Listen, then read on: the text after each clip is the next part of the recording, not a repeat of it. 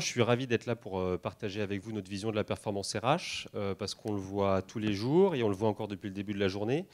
Quand on parle au DRH, on voit que vous êtes des personnes qui êtes particulièrement exposées. Particulièrement exposées parce que globalement, vous êtes sous le feu croisé à la fois de vos comités de direction et de vos actionnaires, de vos collaborateurs et de leurs représentants, ainsi que de l'administration qui, comme on vient de le voir, pèse de tout son poids sur votre travail. Et en plus, vous devez jongler avec ça, avec les priorités de vos comités de direction, qu'on peut recenser au nombre de 4 en fait, en les appliquant au domaine RH, qui sont principalement gérer la croissance, donc pour vous, gérer plutôt l'attractivité et le développement des talents, réduire les coûts, bien sûr, c'est une donnée importante, réduire les coûts en matière de dépenses de budget RH, qu'on parle de formation ou de CRH. Vous devez en parallèle mettre sous contrôle l'ensemble des risques, et on sait qu'on est dans un domaine RH où il y a un nombre de risques qui est incroyable, qu'on parle de risques de faute inexcusable, de dégradation de marque employeur, de risques URSSAF, d'accident du travail. Et enfin, vous devez maximiser les retours sur investissement. Et les retours sur investissement, ce qu'on attend de vous, c'est finalement que chaque euro que vous investissez en matière de SIRH et de masse salariale, il soit rentable. Et finalement, la difficulté pour vous, le vrai point dur, c'est d'arriver à jongler entre ces 4 préoccupations et les 3 acteurs et les 3 clients que vous devez servir, collaborateurs, direction, ainsi que l'administration. Ce qu'on fait chez Alma, nous, justement, pour vous accompagner et vous aider à améliorer la performance RH, c'est notre métier au quotidien. Et la performance RH, déjà, qu'est-ce que c'est pour la définir et notre conviction sur ce que ça représente? La performance RH, en fait, pour nous, c'est un ratio. On peut la définir comme un ratio entre la performance sociale d'une part et la performance économique d'autre part. Alors, la performance économique, c'est simple, c'est votre capacité à maîtriser. Donc maîtriser, je n'ai pas dit réduire, bien maîtriser l'ensemble de vos dépenses pour s'assurer que chaque euro investi génère de la rentabilité. Et la performance sociale, c'est ce qu'on appelle, c'est ce qu'on regroupe généralement sous le terme d'engagement. Concrètement, est-ce que vos collaborateurs ils sont déjà présents? Est-ce qu'ils sont mobilisés dans leur travail? Et surtout, est-ce qu'ils sont heureux de participer au projet de l'entreprise? Ce qu'on observe en matière de performance RH, c'est que globalement, si on veut bien travailler, il faut travailler et sur la performance économique et sur la performance sociale. Si on travaille que sur la partie économique, globalement, on ne répond qu'aux attentes de l'actionnaire et de la direction. Si on ne donne que dans la performance sociale, là, on ne s'attarde que sur les collaborateurs et on peut être amené en tant que DRH à négliger la partie retour sur investissement. Et ce qu'on voit, c'est qu'il faut travailler absolument de manière conjointe sur ces 2 solutions. Et chez Alma, pour illustrer mon propos, je vais vous donner 2 exemples concrets de bonnes pratiques en matière de performance RH. Un qui a trait à l'absence, ou à la gestion de l'absence, et un qui a trait à l'accident du travail. Sur l'absentéisme, je peux me borner effectivement à travailler uniquement sur une partie d'optimisation économique. Et effectivement, en tant que DRH, je peux me dire que je veux essayer d'améliorer finalement et d'optimiser la gestion et la récupération de mes indemnités journalières de sécurité sociale. C'est important, c'est très bien de le faire. Et globalement, on observe des écarts d'environ 30% entre ce que l'entreprise verse à ses salariés et ce qu'elle récupère effectivement en provenance des caisses. C'est indispensable de le faire, mais c'est absolument pas suffisant.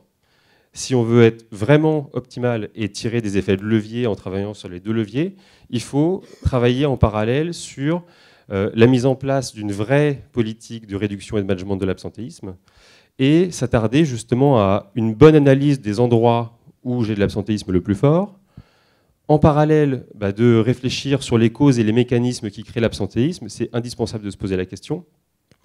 Et enfin, de mettre en place les bons plans d'action avec le management pour arriver à le résorber. Et c'est vraiment en travaillant sur ces 2 notions que je vais arriver à générer de la performance RH. Le deuxième exemple, il a trait aux accidents du travail. L'accident du travail, là aussi, vous le savez tous, je peux travailler sur la contestation de mon taux d'accident du travail et générer des économies. C'est indispensable de le faire, parce que ça montre que vous êtes des bons gestionnaires et surtout que vous ne banalisez pas l'accident. C'est un bon signal pour les acteurs. Mais là aussi, c'est insuffisant. Et ce qu'il faut faire, c'est absolument travailler sur l'ensemble de la chaîne sinistrale, de la déclaration d'accident du travail et de la sécurisation de cette phase, à la prévention des risques et à la mise en place d'actions de prévention et d'amélioration de la qualité de vie au travail. C'est comme ça, en fait, c'est en mettant en place ces deux notions qu'on va améliorer la performance. Et ce qu'on peut faire en plus, là où on peut aller plus loin, et ce que nous, on met en place chez nos clients et chez Alma, c'est qu'on peut même créer une démarche vertueuse, finalement, où une partie des économies générées sur la partie accident du travail est réalloué automatiquement au profit du financement d'actions de prévention. Et là, on rentre vraiment dans une démarche qui est durable, qui est pérenne pour l'entreprise et qui satisfait l'ensemble des acteurs. Sachant qu'aujourd'hui, en plus, on sait qu'investir dans la prévention, c'est rentable. Ça génère de la rentabilité. Il y a une étude qui fait référence actuellement, c'est celle de l'OPP-BTP, qui démontre qu'en fait, 1 euro investi au titre de la prévention, c'est 2,20 € de rendement. Et il y a une notion qui était abordée, c'était le payback tout à l'heure. Le payback, il est d'1 an et demi. Donc ça peut aller très vite sur la génération de ROI. Voilà sur ce qu'on peut faire en fait. Et notre métier aujourd'hui à Dalma, c'est d'accompagner nos clients. On a 400 consultants qui sont sur le terrain en permanence, qui accompagnent nos 5000 clients environ en France et à l'international. Qu'on parle de PME, d'ETI et de grands groupes, ça répond vraiment à beaucoup de problématiques. Et vous aider à trouver finalement la clé de la performance RH avec des actions de conseil autour de la qualité de vie au travail, de complexité de paye, des solutions logicielles pour manager, piloter vos données d'absentéisme et de sinistralité, des solutions d'économie bien sûr pour s'assurer que vous payez le juste prix de vos cotisations, c'est indispensable, et enfin des solutions d'externalisation de certains process RH comme celui des IJSS ou de la déclaration d'accident du travail. Et pour nous, c'est dans ce modèle de performance RH que tout le monde est gagnant, l'ensemble des acteurs. Est-ce que vous arrivez toujours à mettre en ligne ce que ça coûte, ce que ça va coûter à l'entreprise, votre intervention, et puis le payback que vous avez évoqué? Alors, déjà, les chiffres, ils ne sont pas de chez nous. En fait, ils sont corroborés par plusieurs études. Et effectivement, cette étude, elle a été basée sur une centaine de cas sur le payback. Et ce qu'on observe, en fait, c'est que dans le cadre de mise en place de plans d'action de prévention, dans plus de 90% des cas qui ont été analysés individuellement, on génère un ROI. Donc, effectivement, il y a un rendement. Oui, et il est variable. Il est variable. Mais ma question, elle est sur votre intervention dans une entreprise, arriver à convaincre qu'il faut faire ça, parce qu'on va arriver, et ce n'est pas simplement la lecture d'une étude. Donc, qu'est-ce que vous arrivez à déclencher comme processus pour rentrer dans la démarche?